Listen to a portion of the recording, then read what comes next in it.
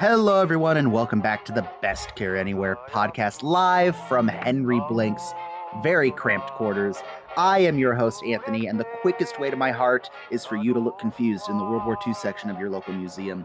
With me, as always, is our very own lounge lizard at war and professional tornado dodger. It's Ethan Wilson. That's right, and let's not have a lot of tongue wagging in here tonight. Oh no. That's literally what a podcast is somewhat reasonably edited and recorded with tongue wagging. How are you, Ethan? I'm dodging tornadoes. How do you think I am? Quite literally, you are dodging tornadoes.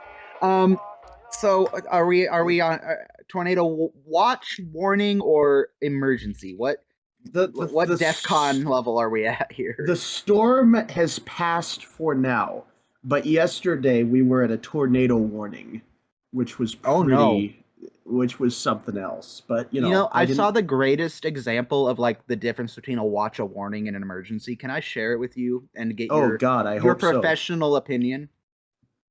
So yeah.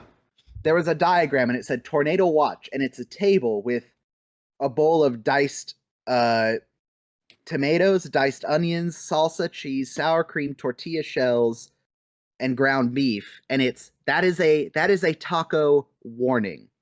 The ingredients for tacos exist in the same vicinity. Tacos are theoretically possible. That's a taco watch. I'm sorry, that's a taco watch. Taco warning is a hand holding a fully built taco. Tacos have been seen in your area. Prepare yourself. And then it's a picture of a dude about to bite the taco, and there is a taco about to happen where you are. Is that so? That's to watch, taco warning, taco emergency. Is that an accurate description of the tornado warnings? Gonna really confuse my friends and family by now referring to all tornado related events as taco watches or warnings.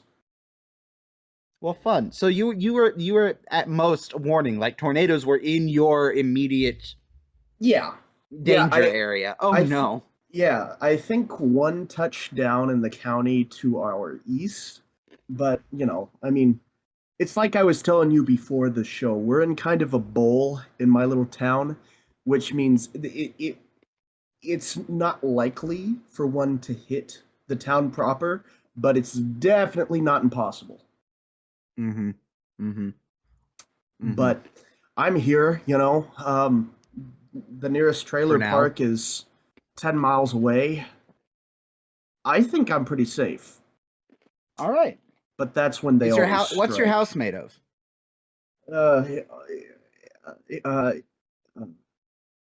Brick, stucco, what are we looking at here? Yeah, we're looking at we're looking at plastic. Oh no. Yeah, we're like pretty sure that we're about most of our structural integrity comes from the plastic siding. Like, oh no. Well, in unrelated news, a friendly reminder: we have a Patreon, and I will be traveling a year and some days from now to visit Ethan during peak North Kansas tornado season. So if you would like to help fund the Best Care Anywhere Tornado Chase Tacoma, we are gladly accepting donations. So hop on over there, and we'll get some bulletproof glass and some plow bars for the Tacoma before the trip.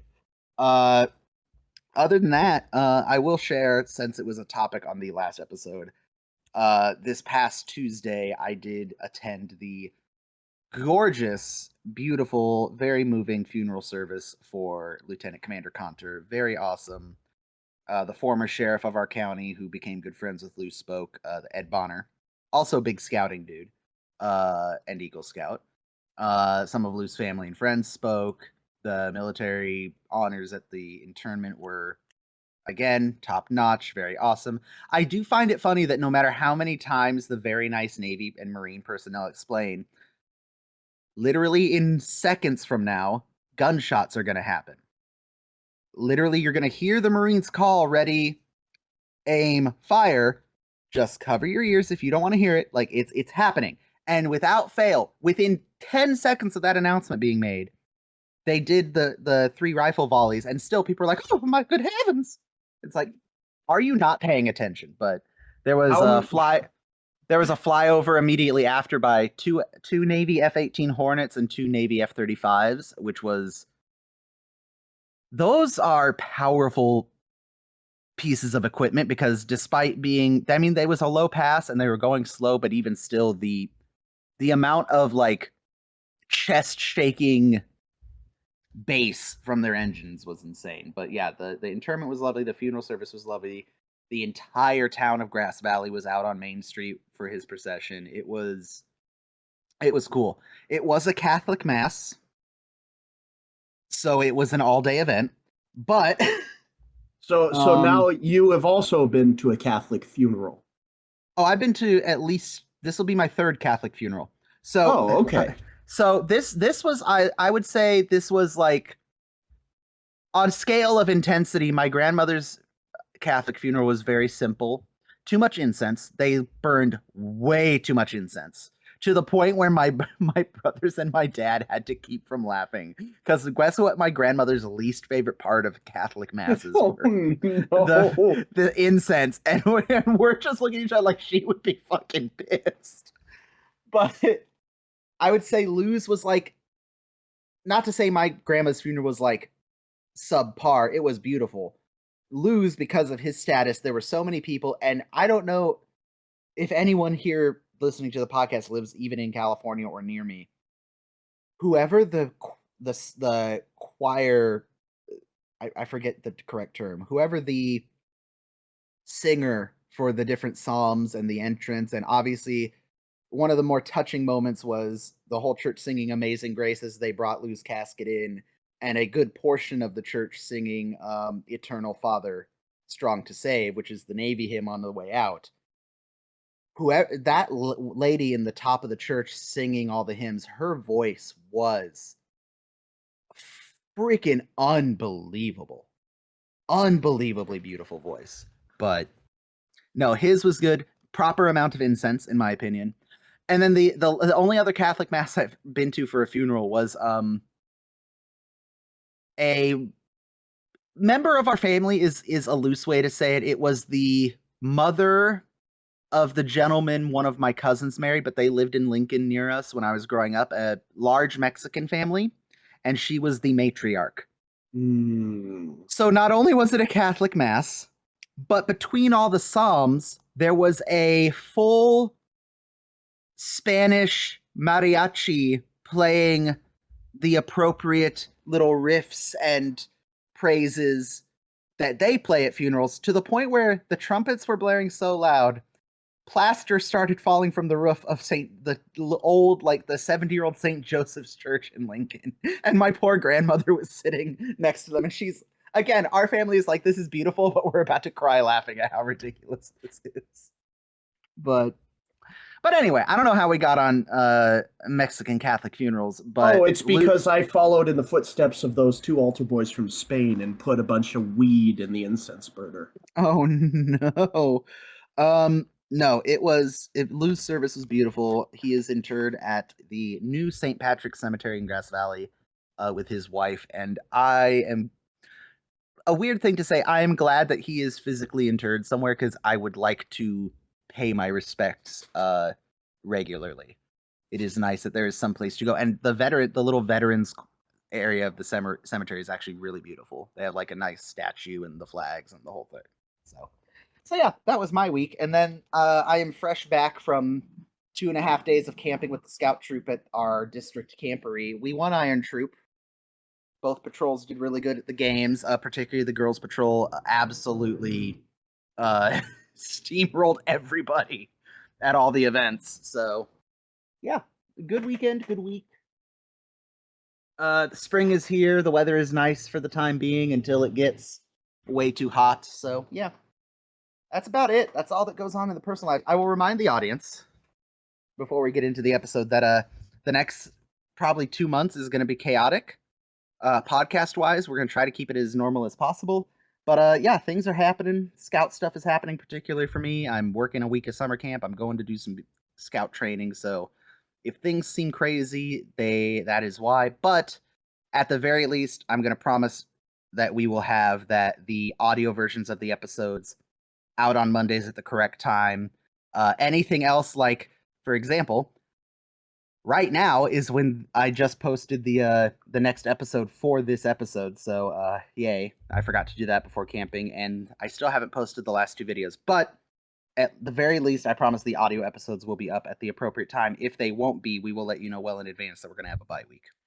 I just And want to get I that out at the. promise to Oh, what do continue you? contributing almost nothing to the You, success of this Ethan, podcast. I will remind you that your contribution is something that is intangible, and that is first time viewing. I cannot undo and redo that. You are the audience conduit for the first time viewer. So do not sell yourself short. And I sell Also, myself I don't. tall then? Oh. Yes, you can sell yourself tall. Thank you. I'm gonna insert the frickin' horn honk from Yankee Doodle Dolls after that. Can I sell myself tall? Jesus. Oh. On that note, we are nearing the end of season 2, so let's get to it. Season 2, episode 21, Crisis. It aired February 9th, 1974. Directed by the ever lovely, ever talented Don Weis. He has directed several MASH episodes. I believe this is his, like, 7th or 8th? I forgot to write it down. Let's take a quick gander. 4, 5, 6, 7. This is his 8th MASH. Some of the ones we've watched recently of his are For Want of a Boot, Henry in Love, The Trial of Henry Blake, Dear Dad 3, and this will be his last episode for season 2. Written by the lovely Lawrence Marks and Larry Gelbart. Actually, now that I said that, I don't know if Larry Gelbart's birth name is Lawrence or if it's Larry. I'll have to look that up.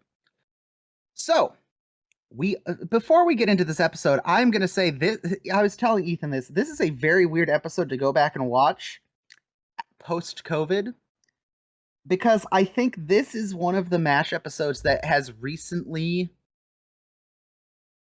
I think there was a little bit of a spike in people who were aware of what MASH was because of this episode, because I saw more than a few people who were not the correct age demographic to be fans of MASH sharing the super cut of moments from this episode during the pandemic. This episode's a little too real for that. But we open on a cold and windy 4077th. Henry and Radar are in Henry's office preparing for what appears to be a very important meeting. Henry says it is probably the most important meeting he's ever had to call. Real test of his leadershipmanship. So no booze will be served at the meeting after he downs a large pint glass of booze.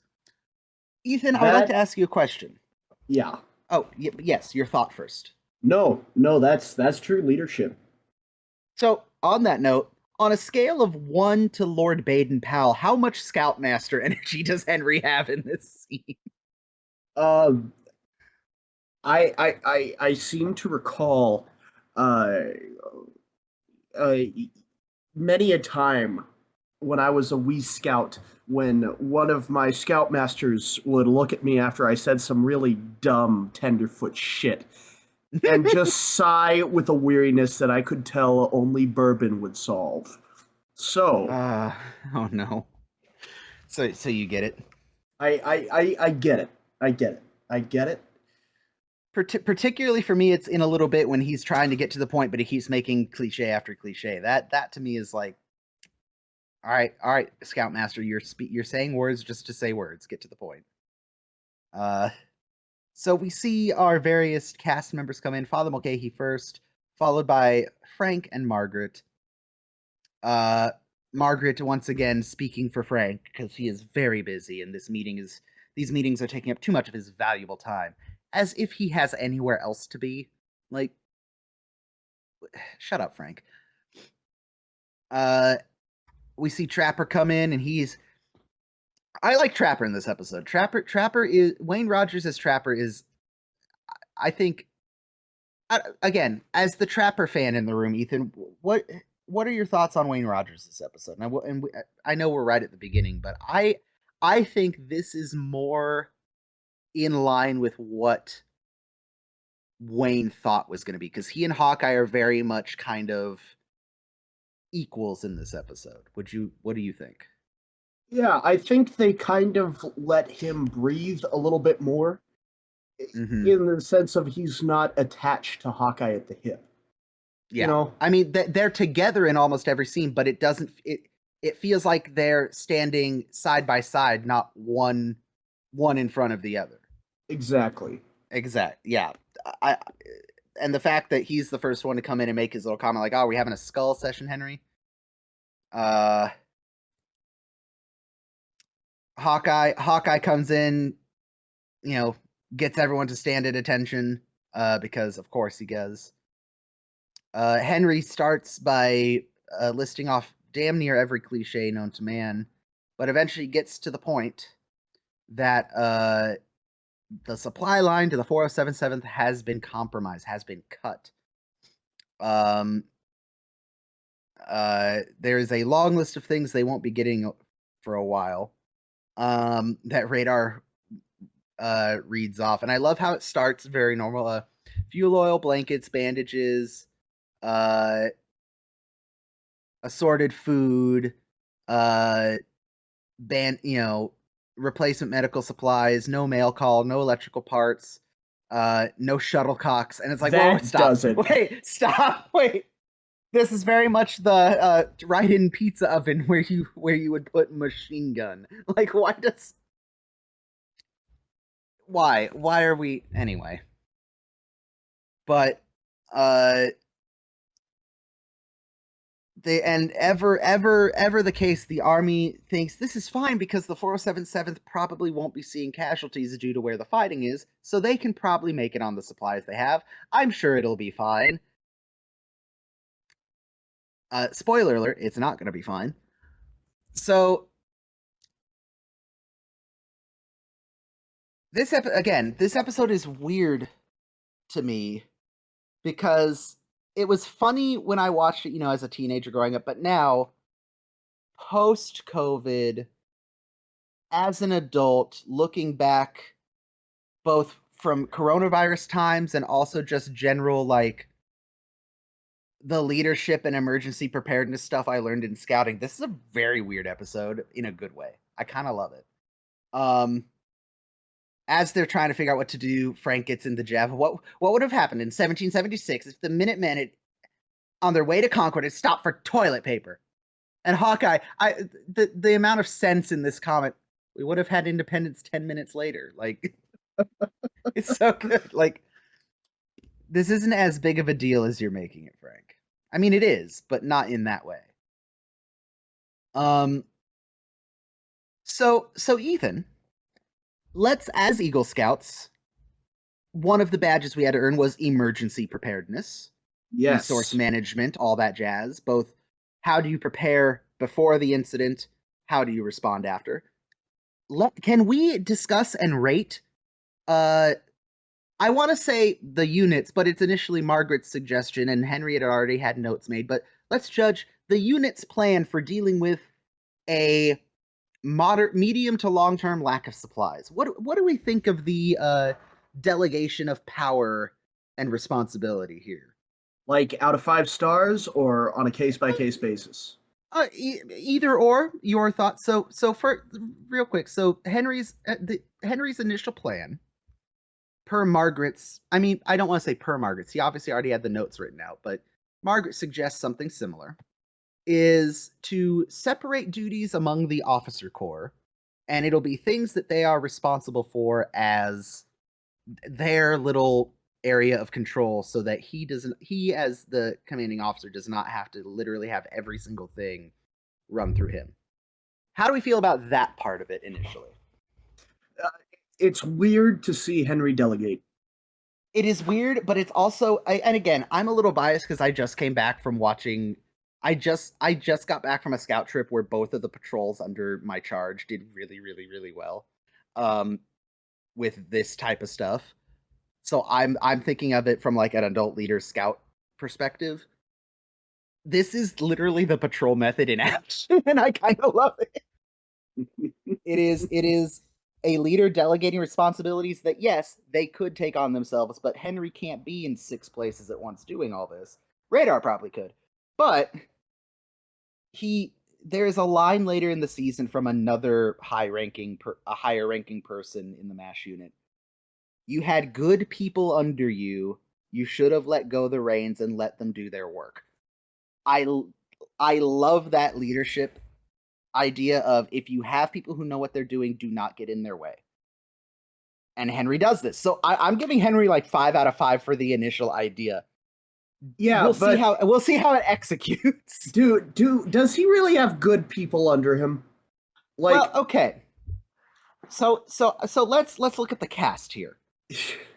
So let's run through the responsibilities here. First of all, he kind of has to work with what he's got, which, again, bias opinion based on the last 36 hours that I've been spending. You got to work with what you got. Little Timmy, we love little Timmy. Little Timmy is eventually going to be a patrol leader or the senior patrol leader. You got to work with little Timmy. It's going to be a good building and learning experience for little Timmy. It's going to be rough at first. Ergo, case in point, first person, Major Burns will be in charge of conservation, distribution, and possible rationing of food. Now, what do we think of choosing Frank for that role? I think that all of the good food... I'm sorry, because this is going to happen a lot this episode. Do you remember 2015? What the kitchen staff would do at a certain event called an Olive Garden? Yes. So, for the uninitiated, in 2015, I'm sorry to do this to you all again, at the Boy Scout camp we worked at, the kitchen staff would do this thing, what was it, like once or twice a week? At least once a week. I want to say it was it Thursday nights after adult leader dinner?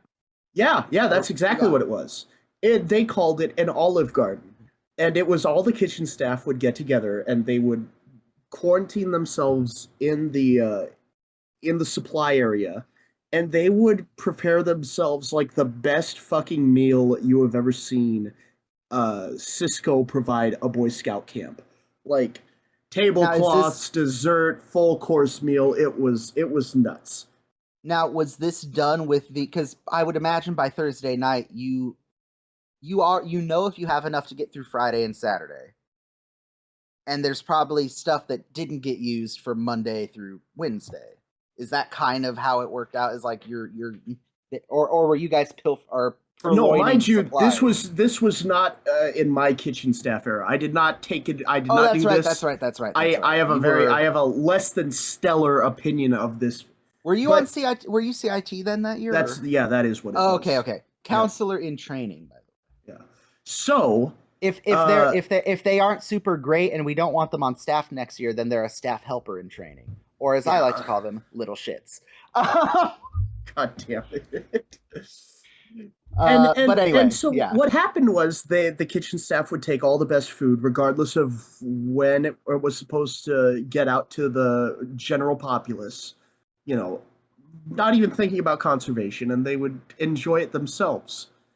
And here we have somebody with an obvious bias towards authority, as seen time and time again, put in charge of the entire unit's food. Yeah. But again, I'm going to defend Frank a little bit. Again, part of the key to leadership is playing to people's strengths. And it's weird to call this a strength of Frank. But if there was someone in that room that I thought had the audacity to go to someone and say, you need to ration food, what the hell are you doing? It's kind of Frank. I gotta be honest.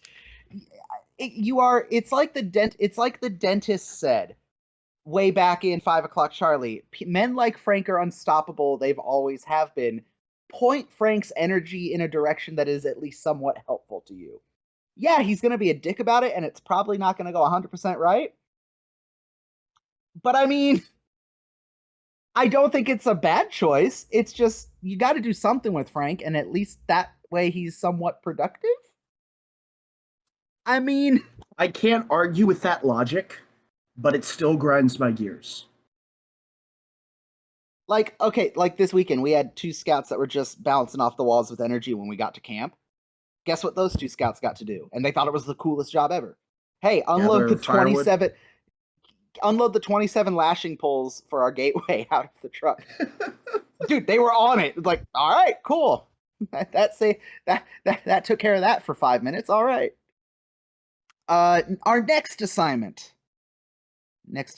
Is it Pierce that's next? No, it's McIntyre. McIntyre, heating officer.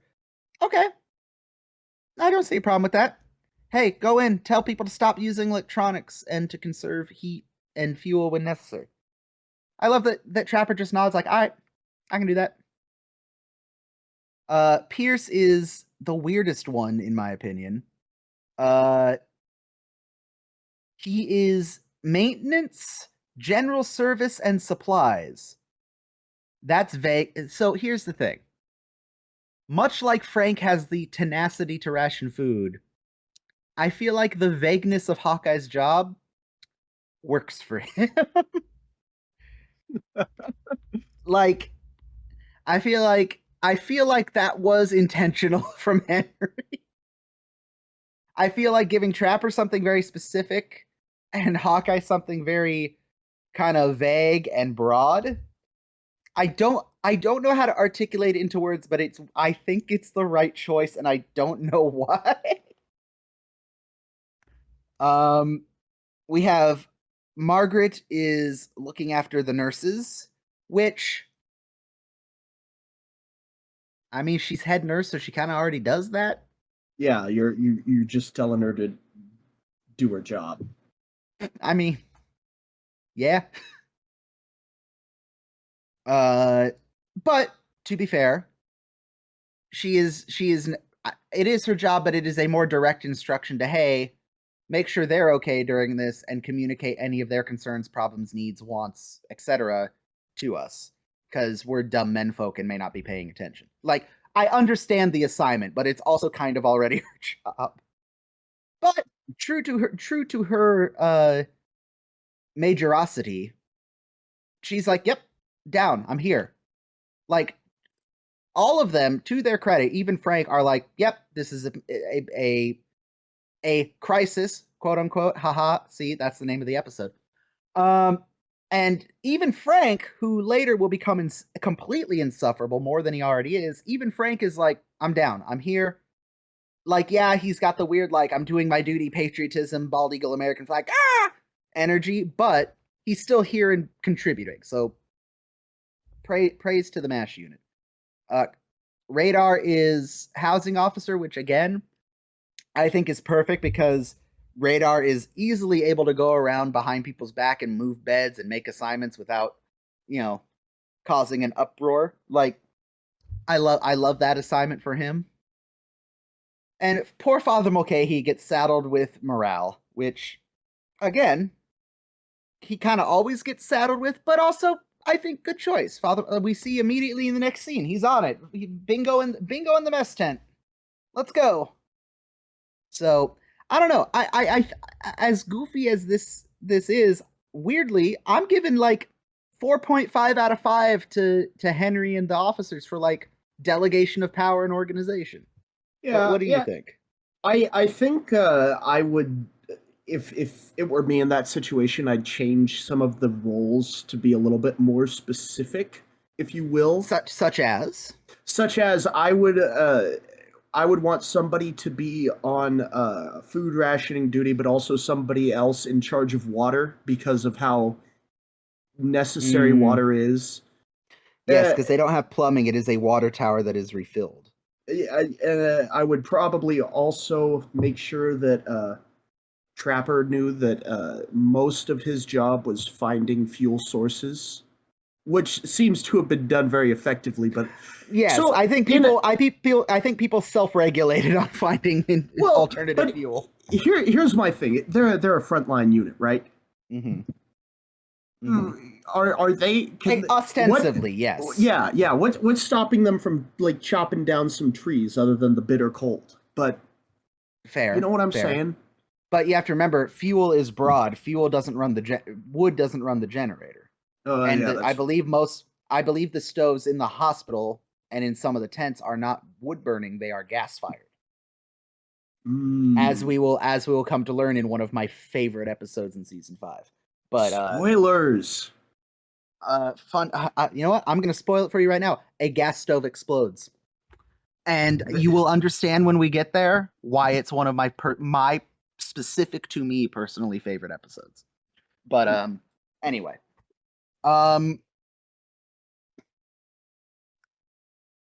so yeah, I think for the most part, again, imagining, say we had to do something like this at camp, which thank God we never really. I think the closest we ever came is we had a public safety power shut off and we had to eat like 8 gallons of ice cream. That's I think the most tragic thing we've ever had to do is, oh no, we get to eat ice cream while the freezers are thawing. Oh no. But we see initially there's we see everyone doing their job. Father Mulcahy is hosting a morale boosting game of uh not tic-tac-toe, what the hell are they playing? Bingo. My favorite, I think we've seen this once before, my favorite trope for Father Mulcahy hosting bingo is for the different letters, whenever he calls them, he always picks a biblical phrase. N for Nazareth. I love it. Frank comes in, and again, we initially see the negative of Frank being food rationing officers. He's a little overzealous. But hey, if this went on for weeks and weeks, I'd rather someone hoard a bunch of food for me than not think about it initially. Because that's the thing with food rationing is, at first you're like, oh, I'll just eat a little less and we're fine. But then a month later you're like, oh, I should have eaten a lot less. Like food rationing is never fun. The most food rationing I've ever had to do is one of our grub masters on a trip left one of the meals. He forgot to pack like lunch for one day, so we had to like figure out between breakfast of that day and dinner of that night how to like podge together a lunch for on the trail. But yeah, it was a time. I think you and I would absolutely be the characters to be cutting the dirty pictures out of the magazines before we send them to people to use for toilet paper. That's exactly what they're doing. They're cutting the dirty pictures out of the magazines. I thought they were just cutting them into toilet paper size strips. But you know, right, maybe they are. No, they're cutting pictures out. I can see it now that you've said it. Also, I don't care you if can't it's just war. waste. If you can't just waste Nudist Weekly. Yeah, but I'm telling you right now, if I go to wipe my ass and I feel a staple, I don't care. Someone's if it's a getting killed. Yeah. Like. Yeah, no. I love Radar comes in. We're all sleeping in here tonight by order of Corporal O'Reilly, housing officer. Yoink. Throws in fire pit. Hey, by order of Captain McIntyre, heating officer. Oh no. Oh, do you remember 2017, the year of the snowstorm? The first yes we were there. That was gorgeous. I'm getting a lot of flashbacks from that. Yeah, staff week of 2017 in mid-June in the High Sierras, it snowed like a solid 4 or 5 inches overnight. Like it was a decent amount of snow for June. It was insane. It was gorgeous, but it was also like, yeah, I'm not doing the swim test this year. Not even a little bit. Oh my god, that was awful. Swimming in that. Oh. So I'm having a premonition. A voice is speaking from the future that we are going to get screamed at on Twitter if I don't go back in time and mention quite possibly one of the best lines in the entire show. I acknowledged it in the intro, but I feel like we need to give it the time it deserves. Yep. It is galling to hear officers ridicule command. I'm not an officer. Two men from the draft board caught me with a big butterfly net. There you go. There's your lounge lizard at war. Trapper immediately. I have to write that one down. I have to write that one down. Frank says some of the best. I hate to say it. Frank has some of the best lines in the series. I know that seems crazy to say, but think of the ridiculous shit he has said, and it's great. There is one Your we have not old heard. brother calling me ferret face. Yes, my own brother. Um, my personal favorite we haven't heard yet, and I am going to spoil it because it's so good. I think marriage is the chief cause of divorce, which we are so putting on a t-shirt. So, uh, we then see we then see Henry in his office. He's going to dictate a letter to Radar, and we get the best running gag of the episode.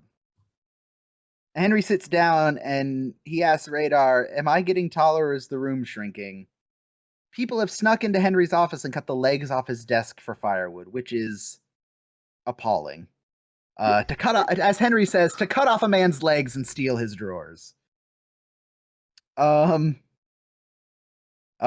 no paper to dictate a note on because people stole the paper, and Henry asked, "Did they burn that too?" And Radar, "Well, not at first." Oh no. Which, if you stop and think about it, this is up. It's been funny up until now, but if you stop and think about it, this had to have happened at some point. Like in World Wars 1, 2, 3. I almost said 3. Not yet. We haven't gotten the trailer for that one's dropping soon, I think. But World War 1, 2, Korea, Vietnam. Like, there were some god awful conditions. Like, this is nothing compared to some of the crap that units would have to suffer through. But on that note, we jump directly to Private Igor, played by Jeff Maxwell. Another underrated, I think, not by the MASH community, but just in general in the show, underrated background character performance by Jeff Maxwell throughout the series, and he has one of my favorite lines of his is in this scene. We see that they're burning Henry's drawers in the burn barrel. Frank comes up. "Where'd you get that wood, soldier?" Jeff Maxwell kind of thinks for a second. "My sister sent it to me, sir." Frank, "Oh," and walks off. And the two soldiers look at each other, and Jeff Maxwell just, I don't know. Just, Jeff Maxwell, we love you. I would also like to point out, Jeff Maxwell, you have an open invitation to come on our show. If you're listening, I need to talk to you about some of the nonsense that you got to say and be part of. But I will put that out into the universe. I also have to mention that the other extra that is with him was in the mess tent during the bingo scene, and for a half second I did a double take. I'm like, is that Donald Sutherland? Is that movie Hawkeye in the mess tent? Because he's got the round glasses on, and he's got kind of the long chin, the long face. Like, I'll throw a picture up in the episode, but in the scene where Frank's questioning Klinger about his mink coat, it almost looks like Donald Sutherland as Hawkeye, because he's bundled up in the jacket with the scarf and the hat pulled down and the glasses. I'll put a side-by-side up. Does that not look a little bit like Donald Sutherland? Am I crazy? Yeah, I see the resemblance. Yeah, I almost know the exact scene from the movie I'm going to pull to try to get a matching picture. But no, I caught that. I'm like, there's no way I didn't know Donald Sutherland was this episode. It's not Donald Sutherland. But dang, it is a striking resemblance in that moment. But anyway, moving right along. We see that Frank is on his way to Margaret's tent. And I'm pretty sure we saw this coming. Frank and Margaret do their little, housewife salesman bit. Margaret is trying to warm her hands on a hot plate, and Frank has procured a baked ham for them, complete with the little bits of pineapple on top, which is a nice touch. And I love that despite Frank and Margaret being hoity-toity proper military officers, Frank tries to justify. He's like, "Well, I requisitioned it on a chain of command priority basis." Margaret, "You swiped it." "Yeah." Like, they're not better than anyone. I love how they try to justify it. And Margaret feels a little bad. She hits him with the, "Oh, Frank, how can we eat when others are hungry?" And Frank, again, Larry Linville has some of the greatest sentences known to man in this show. Because we have to be strong, Margaret. Now the others will be weak because they didn't get food, but we'll be strong because of the food they didn't get. Oh, when you say it, Frank, it makes so much sense.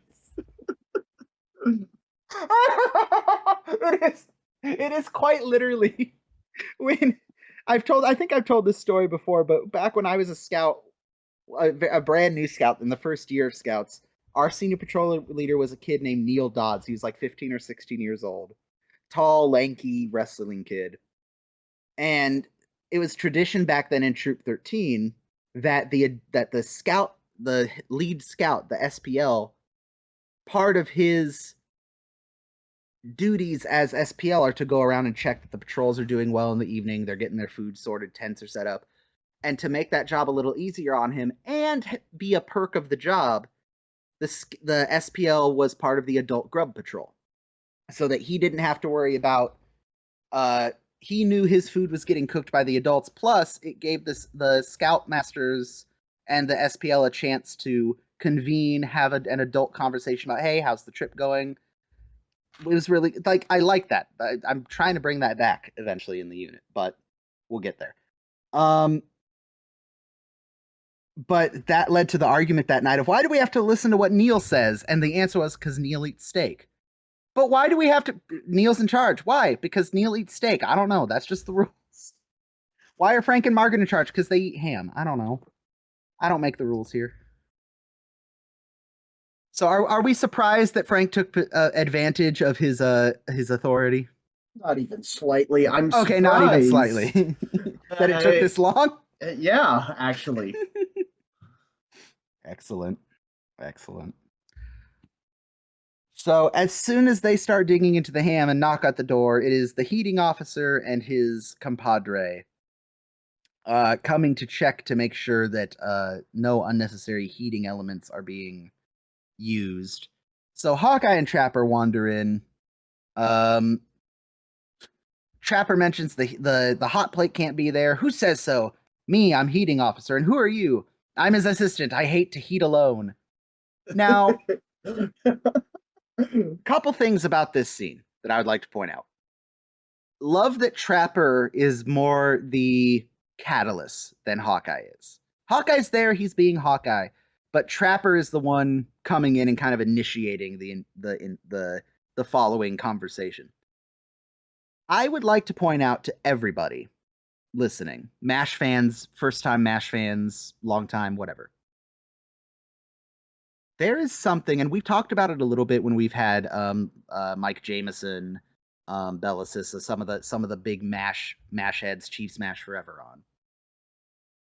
As the series progresses, things change in the show.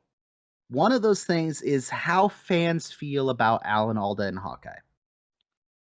One of the big complaints, and this isn't really a spoiler because shows change as they go, and it'll be interesting to see what you think of this going forward, Ethan. Hawkeye gets to be a little much for people. Like, his bit wears out eventually, I would argue, for some people. And I like this scene because it's something I, as a fan of the show, can point to and say, Hawkeye has always kind of been that way. The Hawkeye feeling like he needs to make this dumb joke right now, and Margaret's eye roll reaction to it, I like that because it's like, hey, yeah, Hawkeyes are like our audience insert windows into the MASH unit most times. He's a dork. He's not as funny as he thinks he is all the time, and I like that it shows us other characters being like, I am so tired of your nonsense right now. So as someone who has experienced Hawkeye just for 2 seasons, what do you I know I kind of pre-explained it, but what do you think of the little scene where clearly this is a stupid joke, and even Hawkeye's overzealous laughter kind of sells it that way. But how do you I'm going to preempt my question for the end of the season. How do you feel about Hawkeye up to this point in the series?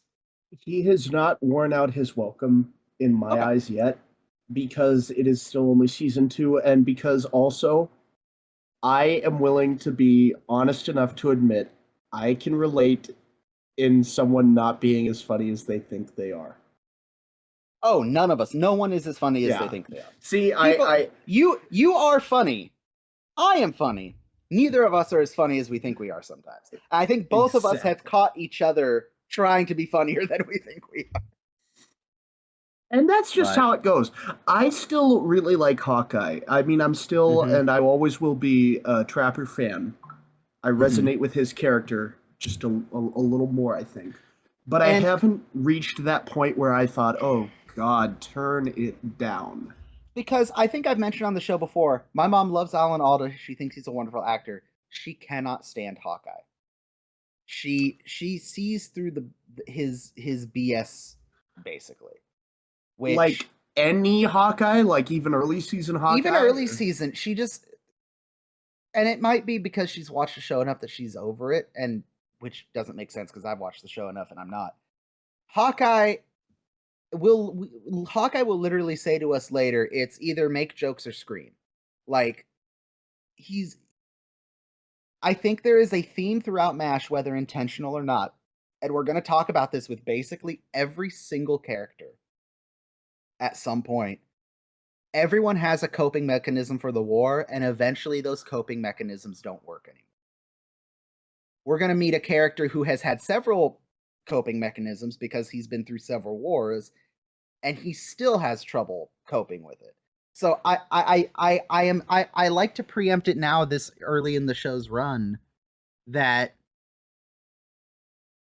eventually Hawkeye's character is going to change, and I have a, as Mike Jameson said on the uh Deal Me Out episode, I kind of have no prize explanations to why things happen, even if they weren't intended in the show, but they make sense to me.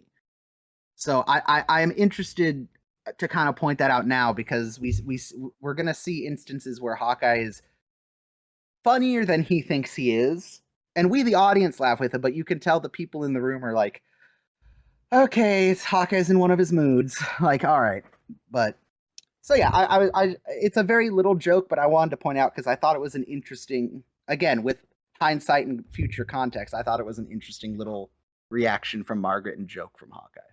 And again, I would love to hear anyone else's opinion on that.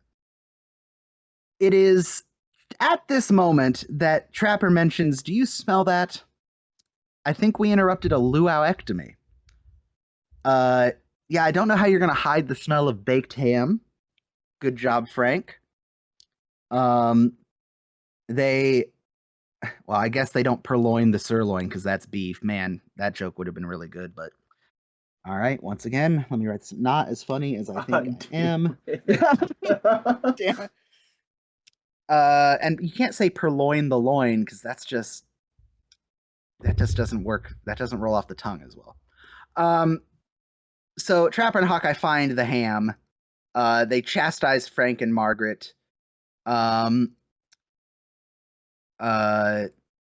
and even Margaret kind of admits, like, "Hey, we that was a dumb thing. Thanks for calling us out on it." But of course, uh, having to leave on the last laugh, Hawkeye mentions, "We won't mention this to anyone." Frank, we were like, what was it? What was the? Did he ask for 100 or 1,000? $100 every week, $100 every week, small bills cash. Oh unmarked in no. plain envelope. Oh, you. We are not. Oh, we are not. I I love the responses they give to things. Pierce McIntyre, yeah, yeah.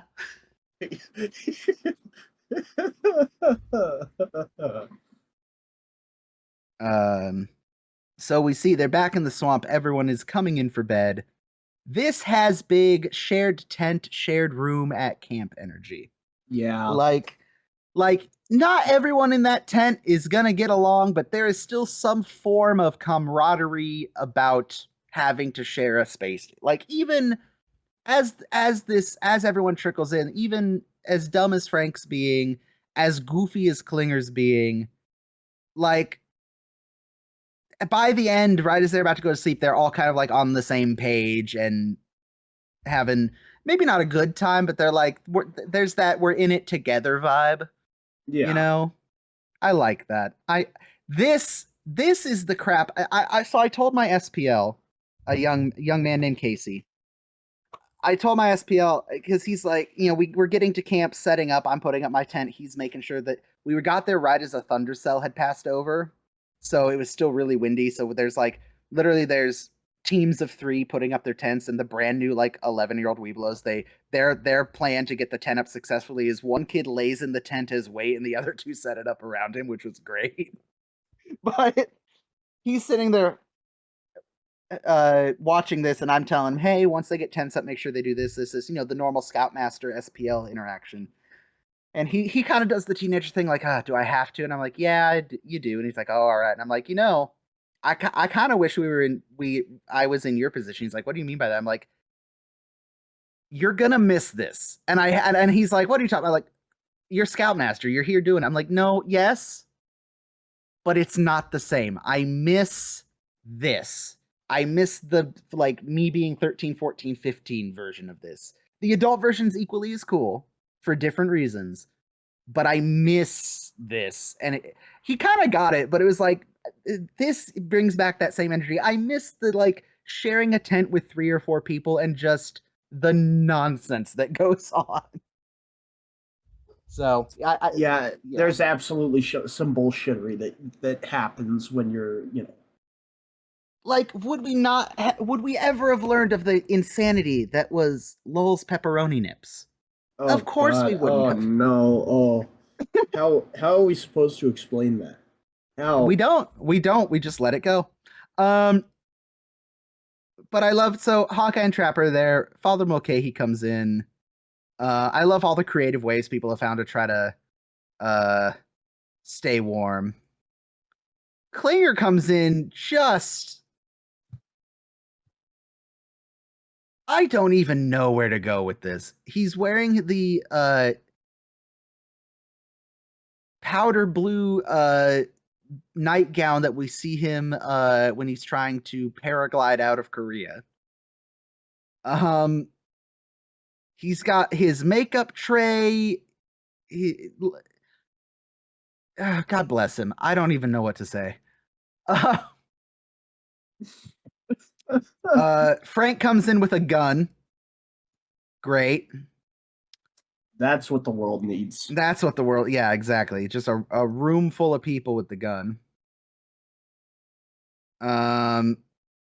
Frank, just wrap yourself in the flag and go to sleep.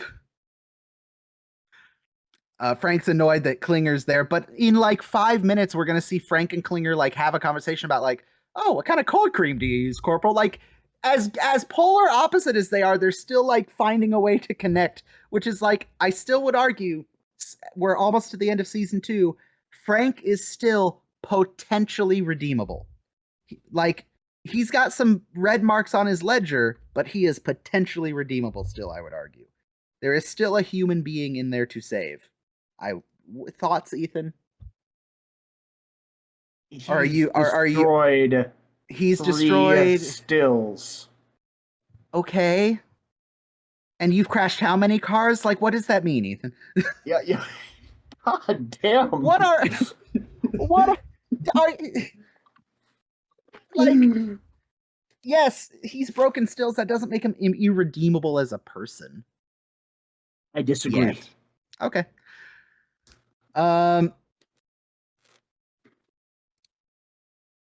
Frank, don't get in bed with that gun. That's an order.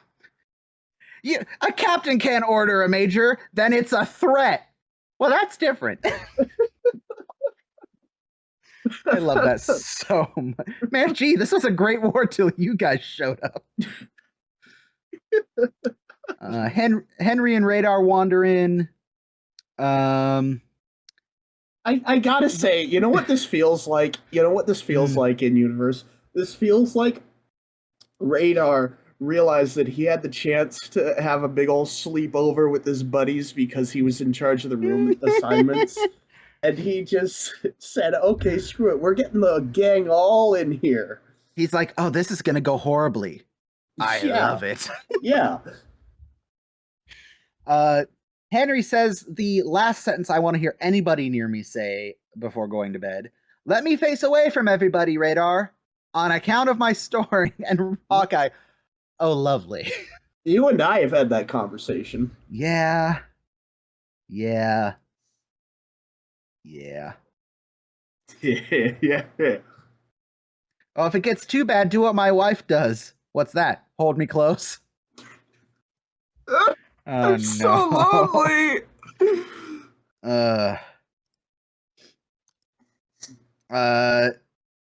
Henry has to, as soon as Henry gets into bed, he's got to go pee. Because, haha, Henry, old joke. Father Mulcahy gets back. Everyone's bedding down. Father Mulcahy says his nightly prayer. And I love, this is why I love Father Mulcahy. He doesn't take himself too seriously. He says his little, his nightly prayer. Hawkeye chimes in with the tomorrow, same time, same station. And Mulcahy laughs and says humor too is one of his creations, and he shares the a prayer that I have heard before, but I don't think I'd heard it before I heard it on Mesh. And now I lay me down to sleep, a bag of peanuts at my feet, and if I should die before I wake, give them to my brother Jake.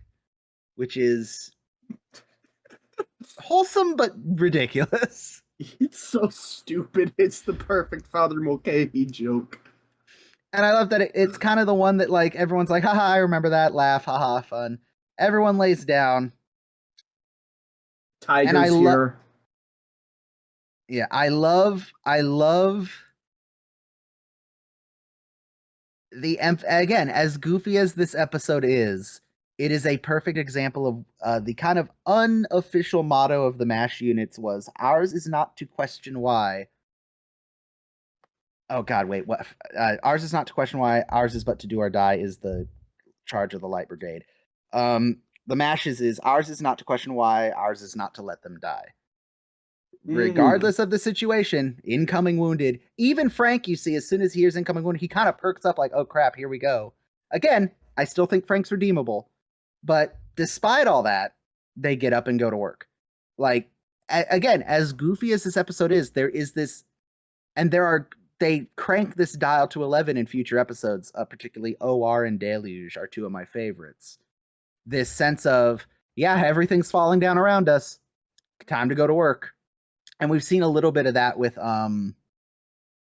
Carry On Hawkeye, where everyone had the flu. Was another good example of it's like, yeah, hey, the wounded are here. That's not changing.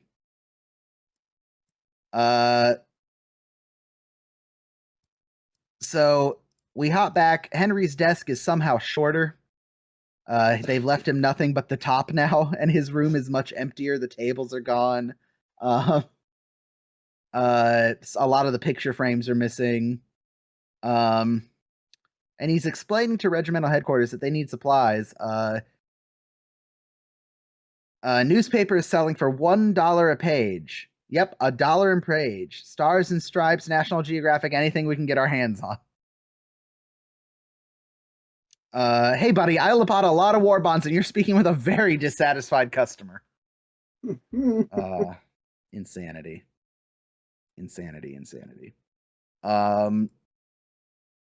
Surgery goes on.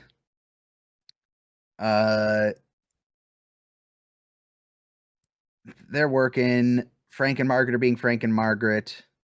Father Mulcahy is trying to raise morale by singing, which, again, great, just little one moment from Jeff Maxwell. He's singing, and he kind of turns his head and shoots a look at the guy sitting next to him, and then looks back at like, oh boy, I didn't sign up for this. There is now this we cannot relate to, thank God. The bulletin board, there is a solicitation on the bulletin board. Hungry, cold, tired of it all. Come to tent 9, change into something comfy, put on a mask and wait. No appointment necessary. Also, nurse interested in Beethoven and pre-Columbian art, willing to spend 10 minutes with anyone with 3 pieces of firewood. Oh, I love it. It's great. You got to be resourceful. So they're still in surgery. Electrical power is being cut by 10%. Radar and Henry are discussing the overall situation. Radar is moving everyone to Henry's tent because it's a little smaller, less heating required, since supplies are getting tighter and more scarce. We see that Henry is wearing his long johns. Very important. Call back to the other episodes.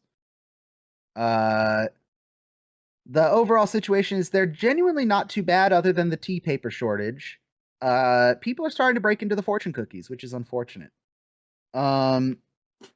Margaret is giving us a wonderful pep talk for the nurses, ensuring to award those that have behaved in the most Yankee Doodleist of manners. And then Klinger commits a workplace sexual harassment violation. Yep. That was a really good bit. That caught me off guard, and Hey. I laughed audibly. Ha ha ha! People have been fired from camp for this. Yeah, I know, but it's funny because because it's the 50s. Okay, No. hold on. No, I love the 50s according to the 70s. I watched this scene back like 7 times. I don't think Jamie Farr is actually in that shot unless I am dumb. Implying that he's hiding, possibly under the cots. Oh God. Well, it's hard to tell because I'm looking at I wait for everyone's heads to turn and I don't see you see everyone's face, I think. I don't think that there's not a nurse that you can identify as a nurse, like a female. Yeah, I think the one I initially thought it was Ginger because her back of her head's to us and she has like a hood or a shawl on her head, but then she turns and looks at the camera. So yeah, you know. Yeah, I think he's just out of shot on this. Out of frame. Yeah. We then get into Henry's tent. Everyone's bedded down. Frank, the choice to put Frank on a freaking hammock swinging from the rafters is great. Well, and let me tell you, in my personal experience with hammocks, I don't like them.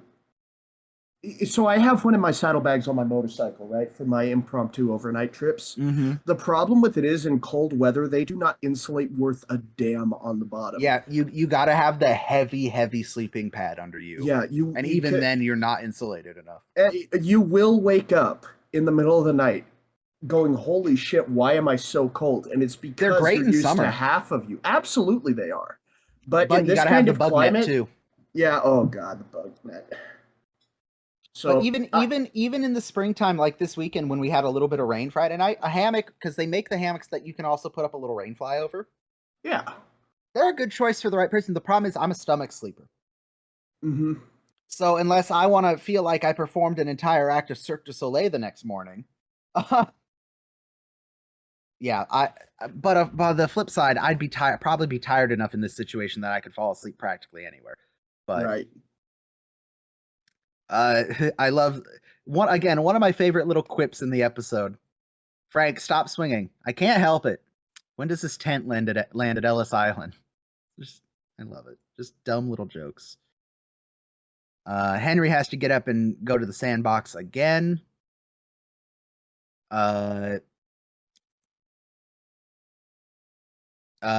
Klinger comes in because Major Houlihan found out I was a man. He got to get up pretty early in the morning to fool Major Houlihan. Everyone is up close. You're a guy. Up close, you're a guy. Far away too. I love that made a comeback. They all say let's try to get sleep because Henry's snoring is intolerable. Frank and Hawkeye and Trapper are going at it. Father Mulcahy is trying to rally everyone, be like, "This is supposed to be our finest hour, Radar. Father, your cross keeps sticking me. Oh, sorry, my son." Just this is the now it's been a couple weeks at camp and you're starting to get tired of your roommates and their eccentricities. And then probably my favorite 2 minutes of this episode. Frank, why are you sleeping without a blanket? None of your beeswax. It's my metabolism. I'm hyperthyroid, very low blood pressure, very low body temperature. Wait a minute, his feet are hot. Why do you have hot feet, Frank? His socks are hot too. They're hunting socks. I got a bra like that. And just bedlam ensues. Father Mulcahy, I think I'm going to go sleep in the nurse's tent. What am I saying? I loved it. It's just chaos. Father Mulcahy excuses himself. They're trying to rip Frank's socks off his feet. Henry comes back wondering what's happening.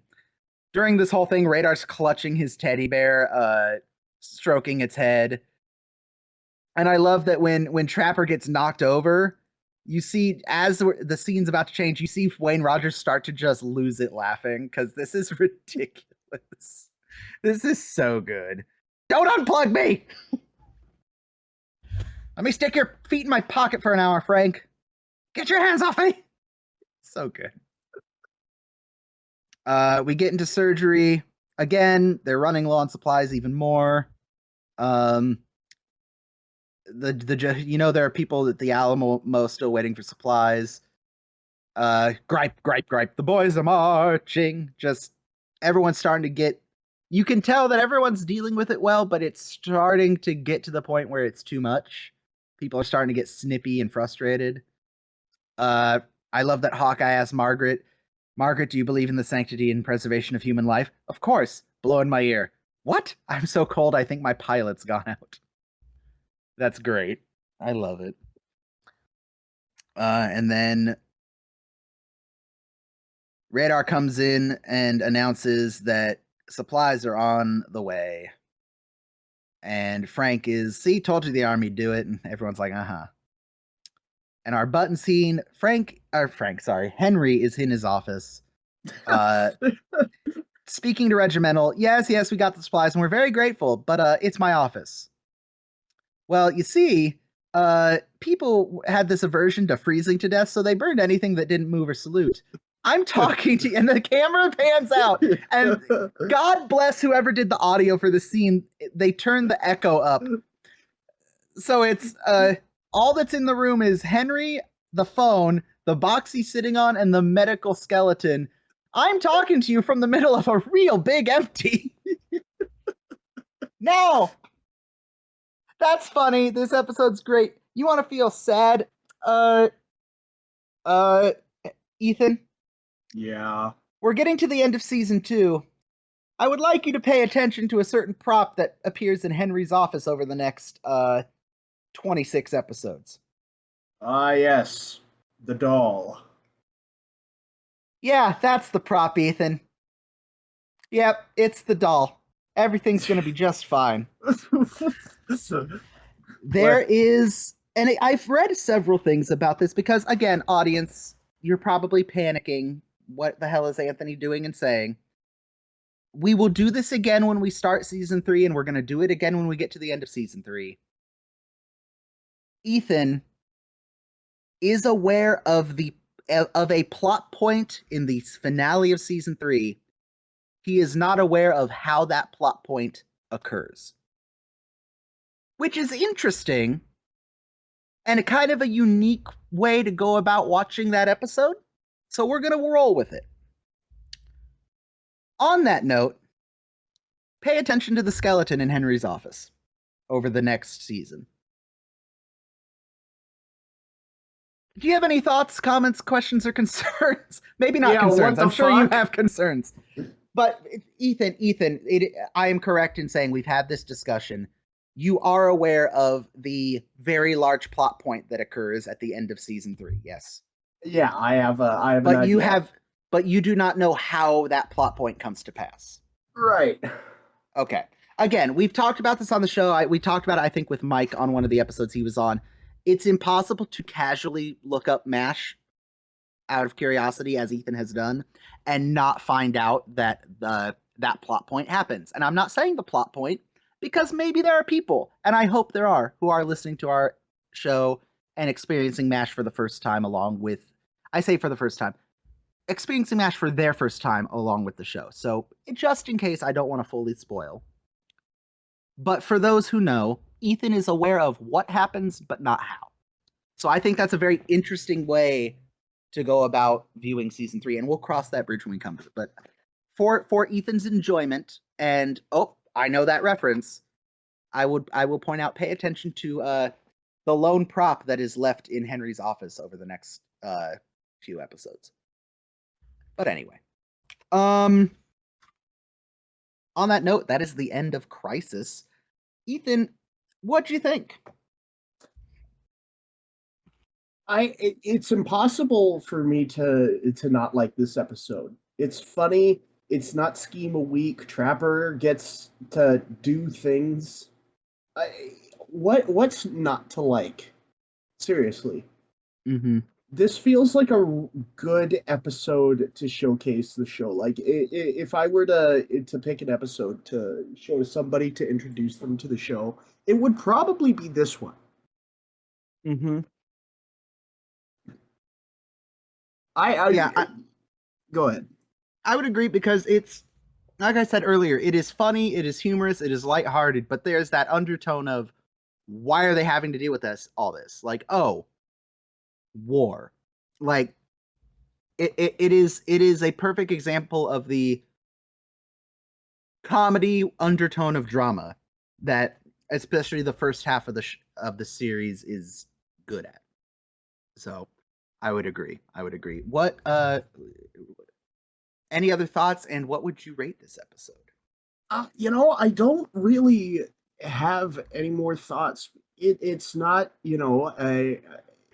it doesn't exactly take a stance on any big issues. There's not so much a deeper meaning. It's just a good episode.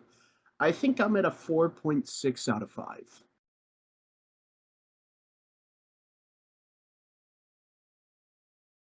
Stand by, I'm opening our little score chart here. So 4.6 out of 5. You. All right. Yeah, I really like this one. I toyed with the idea of giving this an episode a 5 out of 5. I'm gonna temper that, and I will give it a 4.7, simply because this episode's really good. It's funny. It's got that undertone of drama, and it does show that like I said earlier, that ours is not to question why kind of vibe that MASH units had. But I think there are particularly 2 episodes that kind of dive into this a little more dramatically that I like, because it's a little more, they're humorous, but there's a little more gravity to it. And that's Deluge and OR. And I will rate those accordingly when we get there. But I'm at a solid 4.7. This is a really solid, really good episode. And our audience did not disappoint. I put out the call at the start of this recording saying that I completely forgot to post our "What do you think of this episode?" notification everywhere. But the audience has rallied. We have plenty of responses now. So thank you all. Firstly, from the Patreon, because we like to shout out our Patreon supporters. Again, I was half joking, half serious earlier.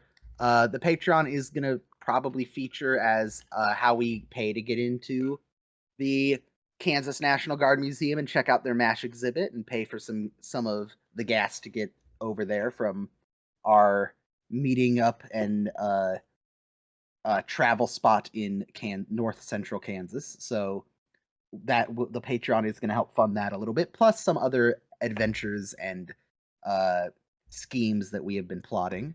So I would like to shout out our current paid Patreon members.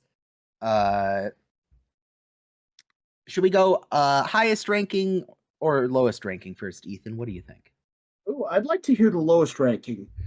All right, starting from our lowly privates up to our lieutenants, we would like to thank Private Stuart Boyles, Private Sarah McIntosh, Private Jared Gallagher, Corporal Derek B., Sergeant Timothy Burleson, Sergeant Louise Black, Lieutenant Mike Jameson, Lieutenant Leanne, and Lieutenant Brad Reeder. Thank you all. You help make this podcast pay for itself and put a little bit of money aside for some cool projects we are working on. With that being said, let's read some audience thoughts on this episode. First and foremost, he's always quick on the draw when it comes to his ratings. Mike Jameson, another episode that seems to get lost in the shuffle, Oh no, I'm reading the wrong. I'm reading the wrong post because I didn't refresh the page. Haha. Ha ha ha ha ha. I'm dumb. I'm. Oh, I must be really dumb. I didn't actually hit post on the one on Patreon. Oh no, I'm so bad. I am very bad. I actually didn't post the one to Patreon. Whoopsies. Whoopsies. We're just gonna publish that now. Hee hee. All right, over to the hell site known as Twitter. My bad. Man, sorry, Patreon guys. Thank you for giving us money. Screw you. No. So, all right. Over to Twitter because I'm an idiot. Forgot to hit publish. Donut Eater 111 4.75. Very strong comedic writing and acting. It's great seeing everyone work together to get through the supply shortage and cold weather. Frank conserving food and Henry's diminishing desk are great running gags. And the tent scenes make great use of the ensemble's dynamics. Big yes to all that.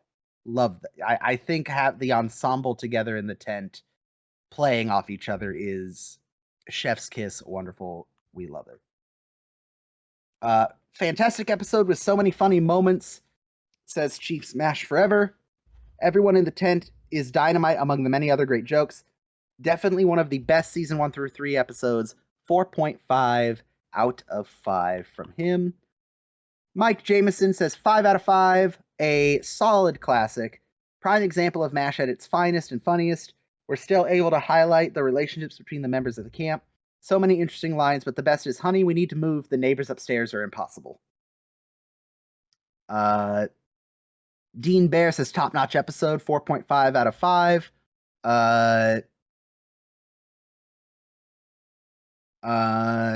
And Bring Back the Surge says one of my top 5 favorite episodes of all time. Absolutely fantastic and hilarious. Excellent. So yeah, that is Crisis. Solid episode. Any final thoughts before we move on to closing announcements, as it were? I don't miss the cold. Yeah, no, not even a little bit. Our next episode is season 2, episode 22, George. Now, I will warn the audience. There will be a post going out in tandem with the next episode post, probably even before the next episode post, because there is optional homework. Homework's a strong word. There is optional material, a supplemental material to our podcast episode that I will share with you guys that will provide some more context and insight to the episode George. Highly recommend it. That post will be going out in the week after this episode airs in preparation for the recording of George. And then so it's George, and then there's Mail Call and a smattering of intelligence, and then we're done with season 3. So if you are following along with the podcast, you will hear these announcements, but I'll get them out now because, like I said, the next couple months are going to be chaotic.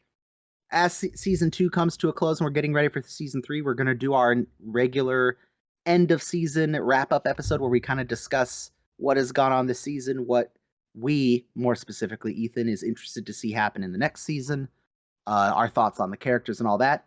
We're probably going to reach out to you guys as an audience and see, is there a movie or a related piece of MASH media that we should cover in the interim between seasons 2 and 3 as kind of a breather. And then we are going to dive into season 3 probably by the end of summer. So look forward to all of that. As always, reach out to us, share your thoughts, opinions, questions that you have for us. It can be about MASH. It can be general questions about stuff we've talked about.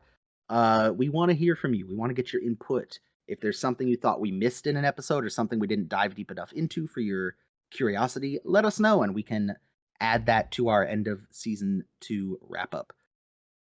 With all that being said, thank you guys for listening. We will catch you in the next one. Bye-bye. The time has come for us to say sayonara. My heart